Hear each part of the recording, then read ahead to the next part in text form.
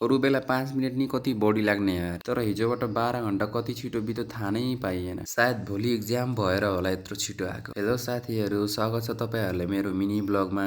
र आज finally exam दिन जान लाग्छु। फाइनली त के भनौं, झन् छिटो आयो जस्तो भएको छ। त्यसपछि अंकलले मलाई टिचिङ भन्ने ठाउँमा छोड्न आउनुभयो र थोरै पेट पूजा गरेर गाडी चढेर लगभग 20 मिनेट पछि एक्जाम सेन्टरमा पुगे। र त्यहाँमध्ये स्किलको एक्जाम दिने म मात्र थिएँ। सबजना ल्याङ्ग्वेजको एक्जाम दिन आउनु भएको थियो। त्यसपछि एक्जाम दिएर फर्किँदा सरहरू नन पार्किङ बाइक ठाउँको ठाउँ उठाउँदै हुनुहुन्थ्यो र मेरो एक्जामको कुरा गर्नुहुन्छ भने। सब हिजोको घोर तपस्याको कमाल हो। त्यसपछि रुम फर्केर आज रुम सार्न लाग्छु। सामानहरू त्यस्तो खासै त थिएनन्, 2टा बोरा र एउटा झोला थियो। त्यसपछि याङ्गो बुक गरेर हामी रुमतिर लाग्यौं रुमतिर। रुम पुगेर तालचा किनेर सब सामानहरू हल्का मिलाएर फेरि अंकलको रुमतिरै फर्किएँ, किनभने साथी भोलि आउने भएकोले भोलिबाटै बस्छु। त्यसपछि 99 शपमा यसो सामान हेर्न आएँ। किन्न चाहिँ केही किनेनौं, तर अलि भिडभाड भएर पस्ने बित्तिकै बाहिर फर्किएँ। सो आजले यति नै।